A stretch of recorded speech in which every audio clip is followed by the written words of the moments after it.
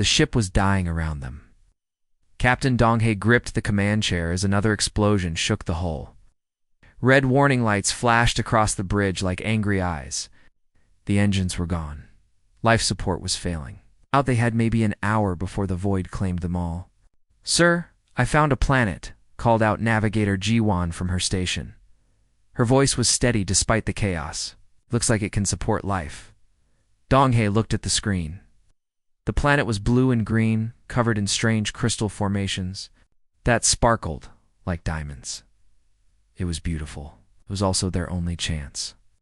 "All hands prepare for emergency landing," he announced over the ship's speakers. "This is not a drill." The new dawn screamed through the atmosphere like a falling star. 2,000 souls held their breath as their home for the past 3 years became their tomb. The ship hit the ground hard, tearing through a forest of crystal trees. Metal groaned and twisted. People screamed. Then everything went quiet. Dr. Minji woke up to the sound of her daughter crying. 8-year-old Hannah was trapped under a fallen beam, but she was alive. That was all that mattered. Minji's husband Wubin was already working to free their daughter, his engineer's tools making quick work of the twisted metal. "Mama, the pretty trees are broken," Hannah said through her tears. She pointed out a cracked window at the crystal forest around them. The ship's landing had destroyed hundreds of the strange trees, leaving sharp fragments scattered like broken glass. "We can fix them later, sweetheart," Minji said, though she wasn't sure they could fix anything. The ship was ruined. Their home was gone. They were stranded on an alien world with no way to call for help. Captain Donghae gathered the survivors. In the main cargo bay, the numbers were better than he had feared, but worse than he had hoped. 137 people had died in the crash. The rest were hurt, scared, and looking to him for answers he didn't have. "We're alive," he told them. "That's what matters now. We're going to survive this. We're going to build something here until rescue comes." The first few days were about staying alive. Security Chief Kungmin organized teams to search for supplies in the wreckage. Engineer Wubin worked with his crew to get basic power running. Dr. Minji set up a medical station to treat the wounded. Everyone had a job. Even little Hannah helped by bringing water to the workers. The planet seemed friendly enough. The air was clean and sweet. The gravity was close to Earth normal. Streams of fresh water ran through the crystal forest. Strange fruit grew on some of the trees, and Dr. Minji's tests showed they were safe to eat. But they were not alone, Scout. Jaein was the first to see them. He came running back to camp on the 3rd day, his face pale with fear. "There's something out there," he gasped. "Big things. Moving in the forest. They're watching us." Kungmin took a team to investigate. They found tracks in the soft ground near the stream. The prints were huge, at least a meter long, with deep grooves that suggested claws. Whatever made them walked on multiple legs and was heavy enough to crack the crystal ground. "Looks like some kind of giant insect," said Sunho, one of the technicians. He knelt beside a track, measuring it with his hands. "But bigger than any bug I've ever seen." That night, they saw glowing eyes in the darkness beyond their camp. The creatures stayed at the edge of the light, watching. Kyungmin doubled the guards and told everyone to stay close to the fires. Hannah couldn't sleep. She kept looking out at the forest, her small face pressed against the window of their temporary shelter. "They're not scary, Mama," she whispered. "They're just curious about us." "How do you know that, sweetheart?" Minji asked, stroking her daughter's hair. "I can feel it," Hannah said. "They're not angry. They're just wondering who we are." Mingi didn't know what to make of her daughter's words. Children often had big imaginations, especially after scary events like the crash. But something in Hannah's voice made her pause. The girl sounded so certain. The next morning brought tragedy. Jaeon didn't come back from his patrol. Kyungmin found him near a deep crack in the ground that leaked strange green gas. The scout was dead, his body twisted in an unnatural way. Beside him, the crystal ground was covered in the same massive tracks they had seen before. "One of those things killed him," Kungmin said, his voice hard with anger. "We need to find these creatures and deal with them before they kill anyone else." But Hannah shook her head. She had followed the search party despite her parents' orders to stay in camp. "No," she said, her young voice carrying across the clearing. The creature was trying to help him. Jae-hun fell into the poison gas. The creature tried to pull him out, but it was too late. The adults stared at her. Captain Dong-hae frowned. "Hannah, that's not possible. How could you know that?" "I saw it," she said simply. "In my dreams." The creature was sad. It stayed with Jae-in until he died, so he wouldn't be alone. Dr. Sunwoo, the medical officer, knelt beside Jae-in's body. "The cause of death was definitely the gas," he said after a quick examination. "It's some kind of toxic vapor that comes from deep underground. Very dangerous." Kungmin wasn't convinced. "These creatures are still a threat. We need to protect our people." "But what if they're not the threat?" Minji asked. She was thinking about her daughter's words, about the certainty in that young voice. "What if they're just trying to understand us, like we're trying to understand them?"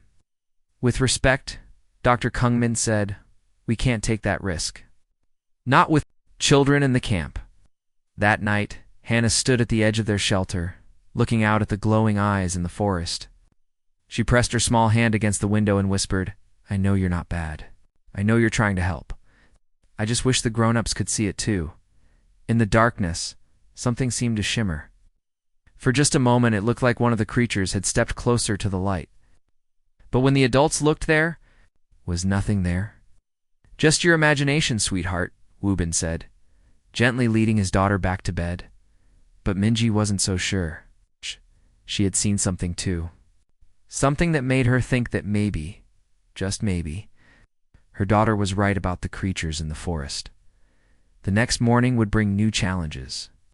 The beacon that was supposed to call for rescue was damaged beyond repair. Our supplies were running low, and the creatures were getting bolder. It's coming closer to the camp each night. But for now, they had survived their first week on this strange world. They had buried their dead and cared for their wounded. They had found water and food and shelter. And somewhere in the crystal forest, ancient eyes watched over them, waiting for the right moment to reveal themselves. The girl understood. Soon the others would too. 3 weeks had passed since the crash. Survivors had built a proper camp from the wreckage of the New Dawn. Shelters made from ship panels dotted the clearing like metal flowers. Gardens grew in neat rows where Dr. Mingi had planted seeds from their emergency supplies. Children played between the crystal trees while their parents worked to build a new life. But the creatures still watched from the forest. They came closer now. Sometimes the guards would catch glimpses of huge shapes moving between the crystal trees. The beings were as tall as houses, with dark shells that gleamed like armor. They had too many legs and eyes that glowed softly in the darkness. The colonists had started calling them stalkers because of the way they observed the camp. "Studying us," said Technician Soon, who, as he worked on the damaged communication array. "Just like we're studying them." Captain Dong-hae nodded, but his face was troubled.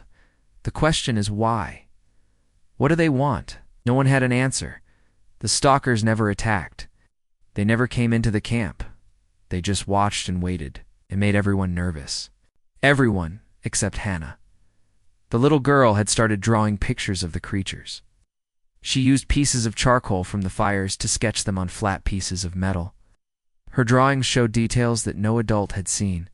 She drew their faces with gentle expressions. She drew their hands holding strange tools. She drew them standing in groups like they were talking to each other. "Where did you learn to draw them like this?" Dr. Minji asked her daughter one morning. The picture Hannah had made showed a stalker with what looked like sadness in its many eyes. "They show me," Hannah said simply. "In my head. They want me to know what they look like when they're not scary." Minji felt a chill run down her spine. "What do you mean they show you?" "Like dreams, but when I'm awake they tell me things, not with words. With feelings and pictures." Hannah pointed to her drawing. "This one is old. Very old.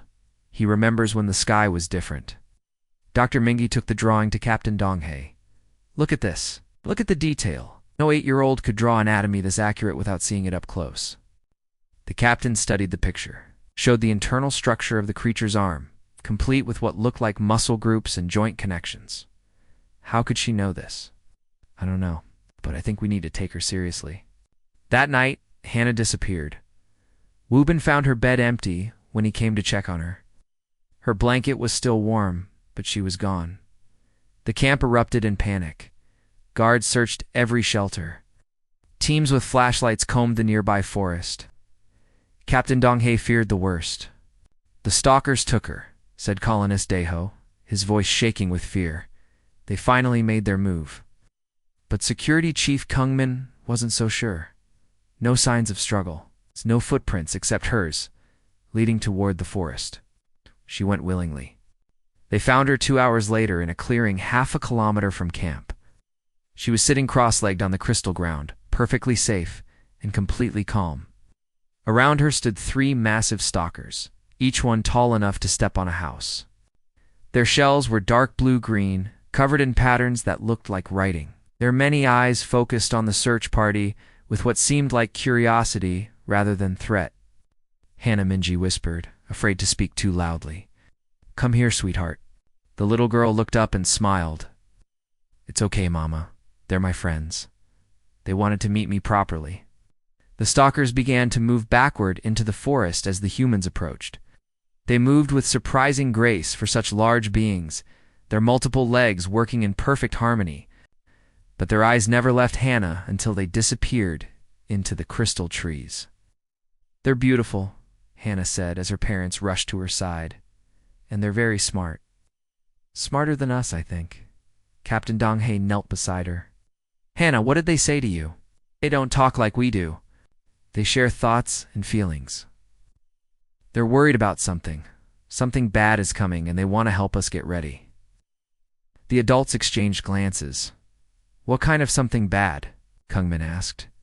Hannah's face grew serious. "Dark ships in the sky. Fire falling like rain.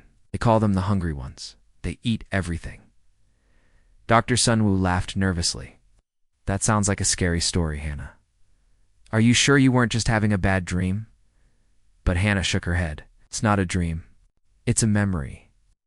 The stalkers remember when the Hungry Ones came before. They had to hide deep in the ground until they went away." Captain Donghae felt his stomach tighten. "When did this happen?" "A long time ago, before humans existed. But they're coming back. They felt our ship crash. They know we're here now." The search party returned to camp with more questions than answers. Some people thought Hannah was making up stories. Others worried that the crash had affected her mind. But Dr. Minji began to notice things that made her think twice. Hannah's drawings became more detailed. She drew maps of the forest that showed caves and tunnels the scouts hadn't found yet. She drew pictures of the sky with strange symbols that looked like star charts. She drew the stalkers using tools and machines that seemed far more advanced than anything humans had built. "She's getting information from somewhere," Minji told her husband. "This isn't just imagination." Woobin was fixing a water pump when she found him. "Maybe she's just good at observing things." Children notice details adults miss.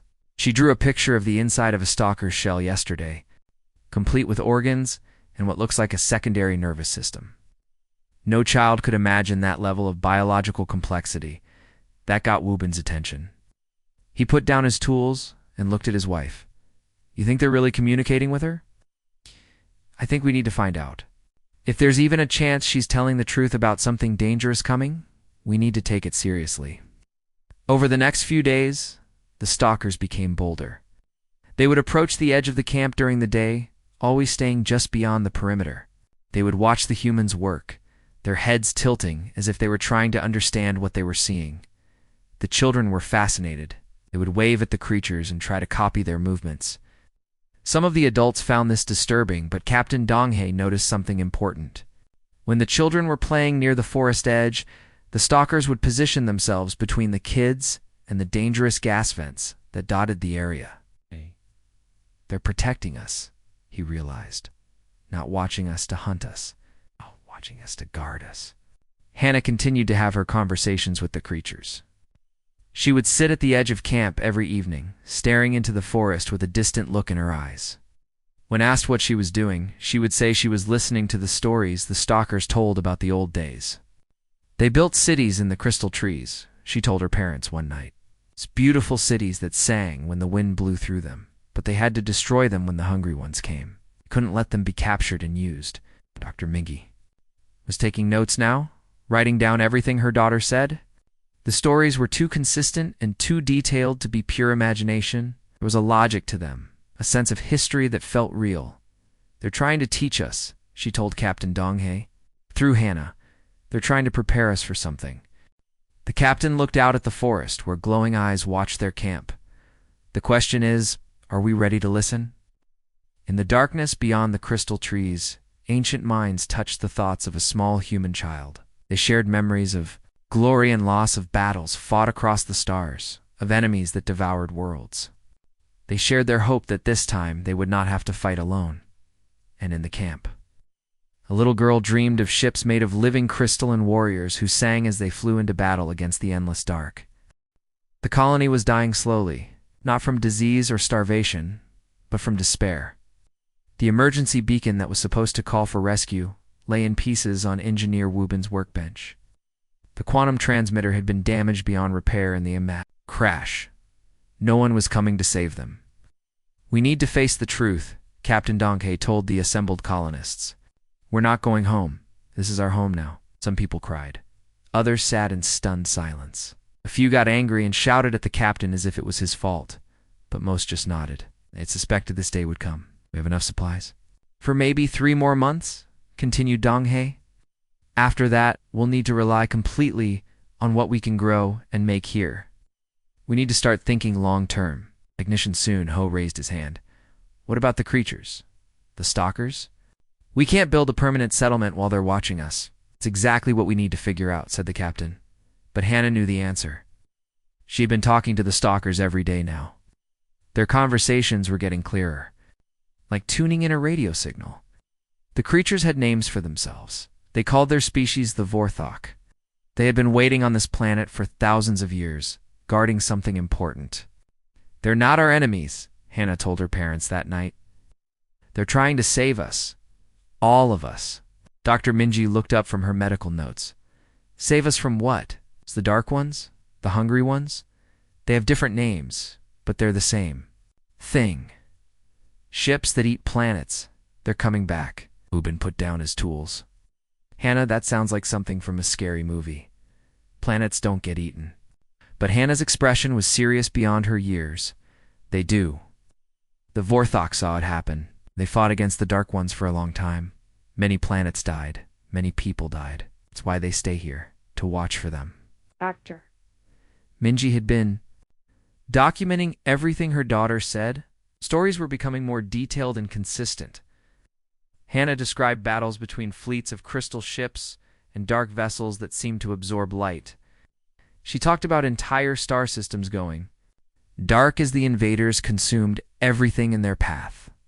She's describing a galactic war, Minji told Captain Donghae. It's not just a local conflict, something that affected multiple species across many worlds.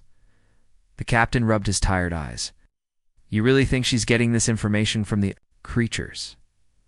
I think we need to consider the possibility. Her drawings showed technical details she couldn't possibly know. Her descriptions of the planet's geology match our sensor readings. The stalkers. The Vorthok. They're definitely trying to communicate something. The proof came sooner than expected. Security Chief Kungmin was leading a patrol near the southern edge of their territory when they found the structures. Hidden in a grove of thick crystal trees were buildings that definitely weren't human. They were made from the same material as the forest itself, grown rather than built. The walls curved in impossible ways, and the interiors were filled with soft, glowing light. Their recent reported scout, Jihoon. The crystal growth patterns suggest they were formed within the last few weeks. Since we arrived, Kungmin realized they built these after we crashed. The structures were clearly designed for humans. The doorways were the right height, the rooms were the right size.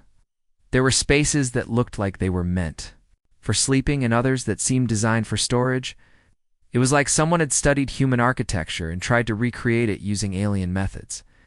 They're shelters, Hannah said, when the patrol brought her parents to see the discovery. The Vorthok made them for us, in case we need to hide." "Hide from what?" Kuhlman asked. Hannah looked up at the sky. "From the fire that falls from the stars. The Dark Ones are coming soon." The colony split into two groups. Half the people wanted to destroy the alien structures and drive the Vorthok away.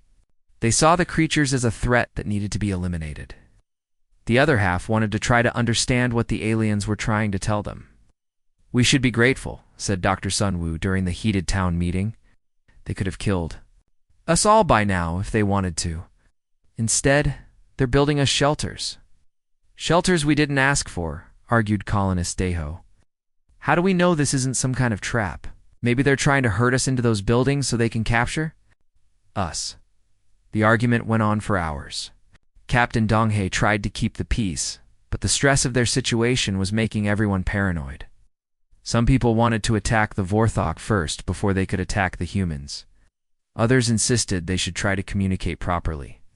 "We need to make a decision," Donghae finally said. "Do we treat them as enemies or potential allies?" The vote was close. 37 people wanted to fight the Vorthok. 41 wanted to try to make peace. The rest couldn't decide. It wasn't enough to unite the colony behind a single plan. Hannah felt the division among her people like a physical pain. Were confused and hurt by the human hostility. They had been trying so hard to help, to prepare the humans for what was coming. But the humans seemed determined to fight each other instead of listening to the warnings. "Time is running out," she told her parents. "The Dark Ones are getting closer. The Vorthok can feel them in the empty spaces between stars. They're hungry after sleeping for so long." Dr. Minji knelt beside her daughter. "How long do we have?" "Not long. Maybe days. The Vorthok aren't sure as the Dark Ones move fast when they hunt." That night, Hannah had the clearest conversation yet with the Vorthok. She sat in the middle of camp, surrounded by the soft glow of their bioluminescent panels. Her parents watched from nearby, no longer trying to stop her from these mysterious meetings. The lead Vorthok, the one Hannah called Grandfather Stone, shared memories directly with her mind. She saw the galaxy as it once was, full of light and life and countless civilizations. She saw the coming of the Dark Ones, like a plague that spread from star to star. She saw planets stripped bare, their very matter consumed to feed the endless hunger of the invaders. And she saw the last desperate alliance of free species, fighting a war that lasted for centuries. The Vorthok had been part of that alliance, their crystal ships dancing through space alongside vessels from a dozen different worlds. They had fought bravely, but in the end, they had been forced to retreat to hidden outposts like this one. "They've been waiting here for 3,000 years, Hannah whispered to her parents, "waiting for the Dark Ones to come back. It's waiting for someone to help them fight." "And now we're here," Dr. Minji said. "Now we're here," Hannah agreed. "But we're not ready. We're fighting each other instead of preparing for the real enemy." The next morning brought new tensions. Someone had sabotaged the alien shelters during the night, using explosives to collapse several of the crystal buildings. The Vorthok found the damage and withdrew deeper into the forest, their trust in the humans shaken. "This is a mistake," Hannah said, tears streaming down her face. "They were trying to save us. Now they think we don't want to be saved." Captain Donghae felt the weight of command crushing down on him. His people were scared and divided, the creatures that might be. Their only hope for survival were pulling away. And according to an 8-year-old girl, an ancient enemy was about to arrive and destroy everything. "What do we do?" he asked, not sure if he was talking to Hannah or to himself. "We choose," Hannah said. "We choose to trust, or we choose to fight. But we have to choose soon. The Dark Ones are almost here." In the forest, the Vorthok felt the approaching darkness like a cold wind. Their ancient enemy was waking up, drawn by the energy signature of the crashed human ship. The final battle was coming, and they would have to face it with without their new neighbors. The only question was whether humanity would stand with them, or against them when the sky began to burn. Dr. Minji couldn't sleep. She sat in her makeshift laboratory, staring at brain scans of her daughter on a salvaged medical scanner. The readings made no sense. Hannah's neural activity showed patterns that shouldn't exist in a human brain. Strange electrical impulses fired in sequences that looked almost like data transmission. She's not just talking to them, Minji whispered to herself. She's connected to them. Dr. Sunwoo found her there at dawn, hunched over the scanner with dark circles under her eyes. "You've been here all night," he said, setting down a cup of synthetic coffee. "Look at this," Minji said, pointing to the screen. These are Hannah's brainwaves during one of her conversations with the Vorthok. See these spikes? They're not random. They're organized, structured, like a language. Sunwoo studied the readings. That's impossible. The human brain doesn't work this way. The human brain on Earth doesn't work this way. But we're not on Earth anymore. This planet has unusual electromagnetic properties. The crystal formations create natural resonance fields. Maybe the crash trauma, combined with exposure to these fields, created new neural pathways in her brain. You think the planet changed? Her?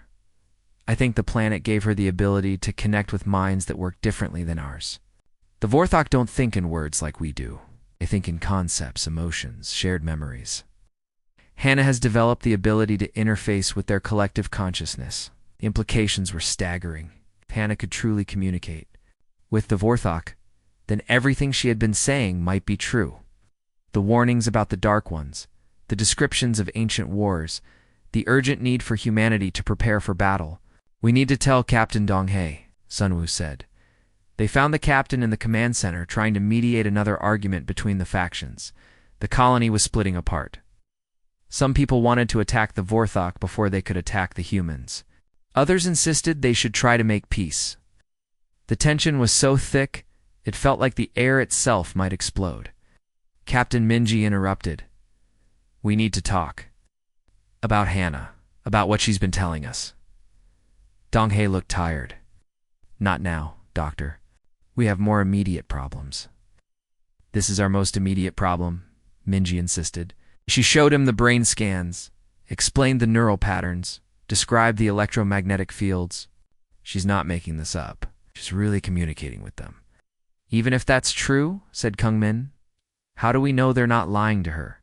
How do we know this isn't some kind of alien mind control?" Before Minji could answer, the lights went out.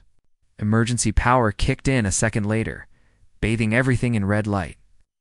Through the windows, they could see strange shapes moving across the sky.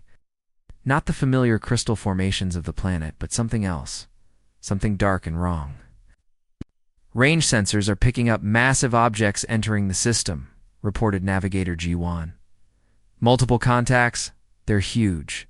Donghae rushed to the sensor station. The readings showed ships unlike anything in human records. They were black as space itself, seeming to absorb light rather than reflect it. Their shapes were wrong, twisted like geometry that hurt to look at directly. "How many?" he asked. 17 confirmed. "Maybe more. They're moving fast." In the medical bay, Hannah suddenly screamed. Her parents rushed to her side as she thrashed on her bed, her eyes wide with terror. "They're here?" she gasped. "The Dark Ones are here." The Vorthok are so scared. They remember what happened before. Dr. Mingi held her daughter close. What do they remember? Worlds turning to ash, stars going dark, everything eaten, everything consumed. Hannah's voice was different now, older, carrying the weight of ancient grief. The Vorthok fought them for 300 years. Ship after ship, battle after battle. They lost everything. But they survived, Mingi said. They're still here. Some survived. A few. They came here to guard the weapon. What weapon? Hannah's. Eyes focused on her mother with sudden clarity. The planet. The whole planet is a weapon. The crystal formations aren't just pretty rocks. They're part of a massive defense system. The Vorthok have been maintaining it for 3,000 years, waiting for the Dark Ones to return. The revelation hit the room like a physical blow. Captain Donghae stared at the little girl who had just rewritten everything they thought they knew about their new home. The planet is a weapon, he repeated slowly. The biggest weapon ever built, Hannah said. The last alliance of free species built it during the war. A planet-sized cannon that can destroy entire fleets, but it needs people to operate it. Vorthok alone aren't enough. They need help. They need us, Dr. Mingy realized. They need us, Hannah confirmed. That's why they've been trying to prepare us. The shelters aren't just for hiding, they're control stations. The Vorthok have been teaching us how to use them through me, but there wasn't enough time to teach everyone. Outside, the sky was growing darker. The Dark One's ships were entering the atmosphere, their presence seeming to drain the light from the crystal formations. The planet itself was reacting to their arrival, the ground trembling with suppressed energy. How long do we have, Captain? Dong-hae asked. Hannah closed her eyes, reaching out with her strange new abilities. Not long. The Dark Ones are hungry. They've been sleeping between stars for thousands of years. They want to feed. Then we need to make a choice, Dong-hae said. He activated the colony's communication system, speaking to everyone at once. All colonists report to the main assembly area immediately. We have a situation. Within minutes.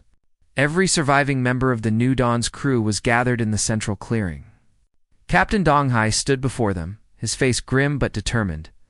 The alien ships we detected are not friendly, he began. According to our sources, they're an ancient enemy that destroys everything they encounter.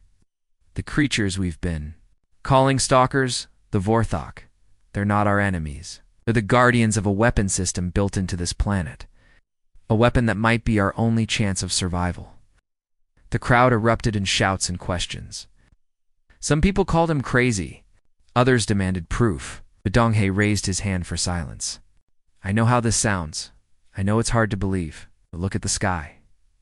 Look at those ships. Whatever's coming for us, it's not going to negotiate. It's not going to show mercy. Our only choice is to fight or to die. What are you asking us to do? Called out Engineer Wubin. I'm asking you to trust. Trust the Vorthok. Yeah. Trust the little girl who's been trying to warn us. Trust that sometimes the impossible is the only thing that makes sense. The vote was closer than before, but fear of the approaching ships tipped the balance. The colony would work with the Vorthok. They would learn to operate the ancient weapon. They would make their stand on this crystal world that had become their unexpected home, as the Dark One's ships descended through the atmosphere like falling shadows. Hannah reached out with her mind to touch the collective consciousness of the Vorthok. For the first time in 3,000 years, they were not alone in their vigil. The last battle was about to begin. The ground shook as the first Dark One ship touched down in the crystal forest. Trees that had grown for thousands of years shattered like glass under its weight. The ship itself was wrong to look at, its surface seeming to bend light around it in impossible ways. Where it touched the ground, the crystal formations began to turn black and crumble. It's feeding, Hannah whispered, her small hand gripping her mother's tightly. It's eating the planet already. Captain Dong-hae watched through binoculars as more ships landed in the distance. Each one was the size of a city, and there were dozens of them. Against them, the human colony had improvised weapons and desperate hope. We need to get to the control stations, he ordered. If this planetary weapon is real, now is the time to use it. The Vorthok emerged from the forest like living mountains.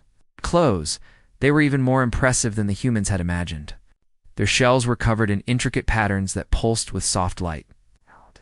Their many eyes showed intelligence and ancient sadness. They moved with grace despite their size, their multiple legs carrying them smoothly across the crystal ground. The largest Vorthok, the one Hannah called Grandfather Stone, approached the gathering of humans. He was older than the others, his shell scarred from battles fought long ago.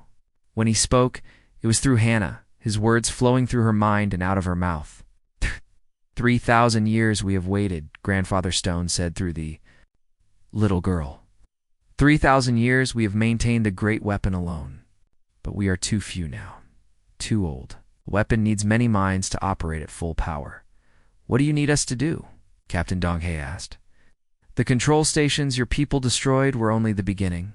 The real controls are deep underground. In the heart of the crystal network, your engineers must learn to interface with our biotechnology. Your warriors must learn to fight alongside ours. Your minds must join with ours to aim the weapon. Engineer Wubin stepped forward. I'll help. Show us what you need. The Vorthok led them to a hidden entrance in the forest floor. Stairs carved from living crystal descended into the planet's depths. The walls glowed with their own inner light, and the air hummed with barely contained energy. The weapon core Hannah translated as Grandfather Stone shared his thoughts. Built by 17 different species working together, each one contributed. Their greatest technology? The chamber at the bottom of the stairs was vast beyond imagination. Crystal formations reached up like frozen trees, their surfaces covered in patterns that seemed to shift and change. In the center stood a platform surrounded by biomechanical interfaces that pulsed with life. "This is where we make our stand," Captain Donghae said. The next few hours were a desperate race against time. The Vorthok shared their knowledge through Hannah, showing the humans how to operate controls that were part machine and part living organism. Engineer Wubin and his team worked frantically to understand technology that was thousands of years beyond human science. "It's incredible," Wubin breathed as he studied the interface systems. "They've created a direct neural link between the operators and the weapon itself. The crystal formations on the surface aren't just decorative. They're focusing arrays for the most powerful energy weapon ever built." Meanwhile, Security Chief Kyungmin learned to fight alongside Vorthok warriors. The aliens moved like dancers in battle, their multiple limbs allowing them to wield several weapons at once. They taught the humans how to use crystal blades that could cut through the Dark One's armor and energy shields that could deflect their devastating attacks. They're not just warriors, Kyungmin realized. They're artists. They've turned battle into a form of poetry. Above ground, the Dark Ones were spreading across the planet like a plague. Their ships disgorged creatures that looked like nightmares made real. Some walked on legs, others flew through the air, but all of them shared the same terrible hunger. They consumed everything they touched, turning crystal trees into ash and pure water into toxic sludge. "They're getting closer to the weapon chamber," reported Scout Ji-hoon. "We need to activate the defenses soon." Dr. Minji worked with Dr. Sun-woo to extend the neural interface technology. If Hannah could connect with the Vorthok collective consciousness, maybe other humans could too. They rigged emergency medical equipment to boost brain activity and created crude interfaces that might allow more people to join the mental link. "It's dangerous," Sun-woo warned. "We don't know what this will do to human minds." "We know what the alternative will do to human bodies," Mingi replied. "We have to try." The first test subjects were volunteers from the engineering crew. Technician Soon-ho was the first to successfully connect with the Vorthok network. His eyes went wide. As alien thoughts flowed through his mind, "I can see it," he gasped.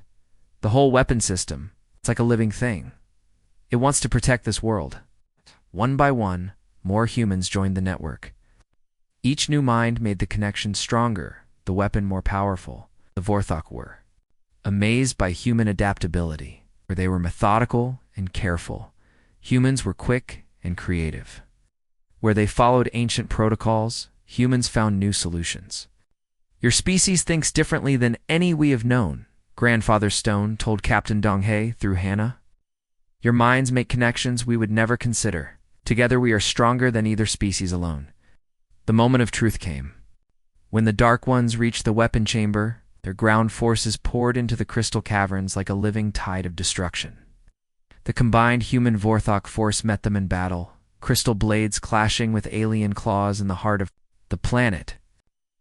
"Now," Captain Donghae shouted, "fire the weapon now." The humans and Vorthok joined their minds completely, their consciousness flowing together into a single purpose. Through the neural link, they could feel the massive weapon awakening.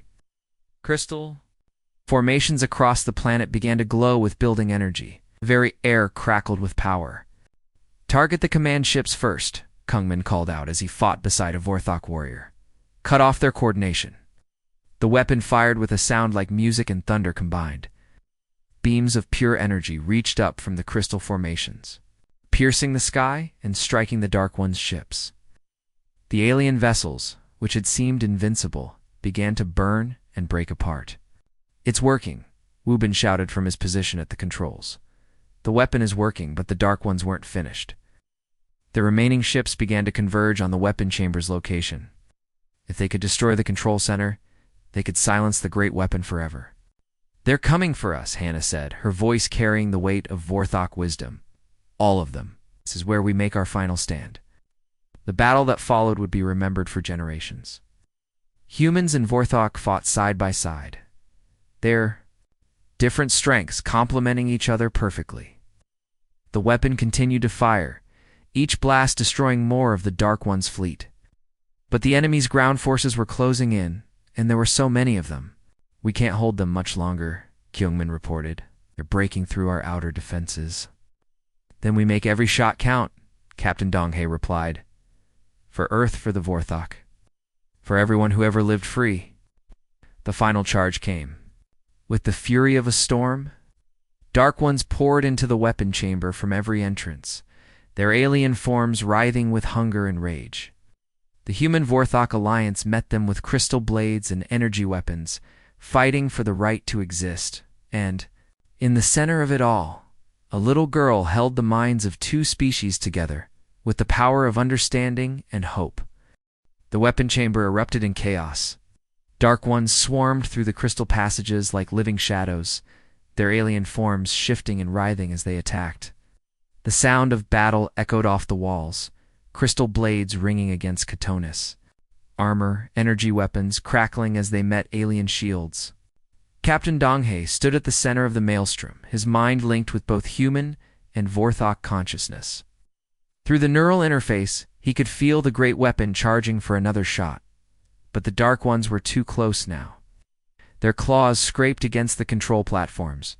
Their hungry mouths opened to devour everything in sight. "Hold the line," he shouted, firing his improvised energy weapon at a creature that looked like a cross between a spider and a shark. "Keep them away from the weapon controls." Chief Kungmin fought beside a Vorthok warrior named Stone Singer. The alien's forearms moved in perfect coordination, each one wielding a different weapon. Crystal blades sliced through Dark One armor while energy shields deflected their counterattacks.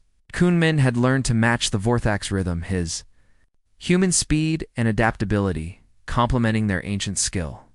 "There are too many of them," Stone Singer said through the mental link. "They keep coming. Then we keep fighting," Kungmin replied, ducking under a massive claw and striking back with his crystal sword. "That's what humans do. We don't know when to quit." In the control center, Engineer Wubin worked frantically to keep the weapon systems online. Dark Ones had broken through the outer defenses and were tearing apart the biomechanical interfaces. Every few seconds, another control node went dark as alien claws ripped through living crystal. "We're losing targeting capability," he reported through the neural link. "The weapon can still fire, but we can't aim it properly." "Then we aim it manually," said Technician Sunho. His consciousness merged with the weapon's targeting system. "I can feel the Dark One ships through the crystal network. I can guide the shots." The great weapon fired again, its beam of pure energy reaching up through the planet's crust to strike at the enemy fleet. Another Dark One ship exploded in silent fire, its twisted hull breaking apart in the vacuum of space. But for every ship they destroyed, two more seemed to take its place. Dr. Mingi fought to protect her daughter as Hannah maintained the mental link between species. The little girl sat in the center of the chamber, her eyes closed in concentration, her mind bridging the gap between human and Vorthok consciousness. Without her, the alliance would fall apart. "Stay with us, sweetheart," Minji whispered, firing her energy weapon at a Dark One that got too close. "We need you." "I'm here, Mama," Hannah replied, her voice carrying the weight of both species' hopes. "I can feel them all." The Vorthok remember their lost worlds. The humans remember their lost ship. We're all fighting for the same thing. We're all fighting for home. The battle raged for hours. Combined human-Vorthok force held the weapon chamber against wave after wave of Dark One attackers. Bodies littered the crystal floor, both alien and human. The air was thick with smoke and the smell of ozone from discharged energy weapons. Dr. Sunwoo worked desperately to keep the neural interfaces operational. The equipment was failing under the strain of linking so many minds together. Sparks flew from improvised connections as the human Vorthok consciousness network began to fragment. "We're losing cohesion," he reported. "The mental link is breaking down." "Then we fix it," said Grandfather Stone, his ancient voice echoing through Hannah's mind. "We have come too far to fail now." The old Vorthok warrior stepped forward, his massive form towering over the human defenders. His shell was cracked and bleeding, but his eyes still burned with determination. He placed his clawed hands on the central control interface and opened his mind completely to the network. "I share with you the strength of my ancestors," he said. 3,000 years of waiting, 3,000 years of hope. Let it flow through you all. The mental link solidified, stronger than ever before. Human creativity merged with Vorthok wisdom. Human adaptability combined with Vorthok patience. The weapon system responded to their joined consciousness, its power growing beyond anything its original builders had imagined. "I have an idea," Captain Donghae said suddenly. "What if we don't? Just use the weapon to destroy their ships? What if we use it to destroy their ability to think together?" The Dark Ones weren't individuals like humans or Vorthok. They were parts of a hive mind, a collective consciousness driven by endless hunger. But that collective mind was also their weakness. If the weapon could disrupt their mental connection, they would become confused, directionless. "It's possible," Grandfather Stone agreed. "But it would require perfect coordination between all our minds, and we would have to target their command ship directly." The command ship was the largest Dark One vessel, a twisted cathedral of living metal that pulsed with malevolent intelligence. It hung in orbit above the planet, protected by dozens of smaller ships and energy shields that could deflect any normal weapon. "We only get one shot," Donghae said. "If we miss, they'll know what we're trying to do, and we don't miss," Hannah said simply. "We trust each other." The final assault began with a coordinated strike from all remaining Dark One forces. They threw everything they had at the weapon chamber, understanding that this was their last chance to silence the great weapon. The chamber walls cracked under the assault. Crystal formations shattered. Very air seemed to scream with the sound of battle, but the human Vorthok alliance held firm. They had learned to fight as one species, their different strengths creating something stronger than either could achieve alone. Human ingenuity found new ways to use Vorthok technology. Vorthok wisdom guided human courage. Together, they were more than the sum of their parts. "Now," Captain Donghae shouted. Backfire.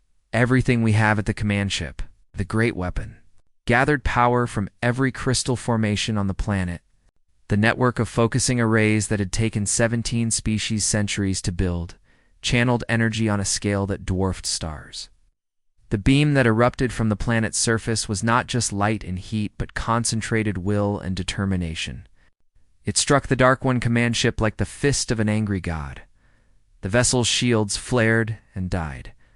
Its hull began to crack and burn. More importantly, psychic disruption wave built into the weapon's energy pattern tore through the hive mind that connected all the Dark Ones. Across the planet and throughout the fleet, Dark One creatures suddenly stopped moving. Their collective consciousness, which had driven them to consume worlds for millions of years, simply went silent. Individual Dark Ones, cut off from the hive mind, wandered aimlessly or collapsed entirely. "It worked," Wubin breathed. "The hive mind is broken." The remaining Dark One ships began to drift in space, their crews no longer able to coordinate their actions. Some ships fired randomly at empty space. Others simply powered down and went dark. The threat that had terrorized the galaxy for eons was finally ended. In the weapon chamber, exhausted, humans and Vorthok looked at each other with something approaching awe. They had done the impossible. They had defeated an enemy that had seemed invincible. "We did it," Hannah said, her young voice filled with wonder. "We actually did it." Captain Donghae looked around at the mixed group of humans and Vorthok who had fought so hard together. "What happens now?" "Now we build," Grandfather Stone said through Hannah. "We build a new world where both our species can thrive. We build a future that honors both human dreams and Vorthok wisdom." "We build home," Hannah added, smiling up at the adults around her. "For everyone. The battle was over. The war was won." And on a small planet covered in crystal forests, two species that had never met before learned that the greatest strength of all was the ability to stand together against the dark. Years later, when the colony ships from Earth finally arrived, they found something unexpected. Not desperate survivors waiting for rescue, but a thriving civilization that had learned to combine the best of two worlds. The crash of the New Dawn had not been a disaster after all. It had been the beginning of something beautiful. And in the center of it all, a young woman named Hannah continued to serve as a bridge between species, helping humans and Vorthok understand each other and build a future that neither could have imagined alone. The girl who had spoken of creatures as her kin had been right all along. Sometimes the most important truths come from the most unexpected voices.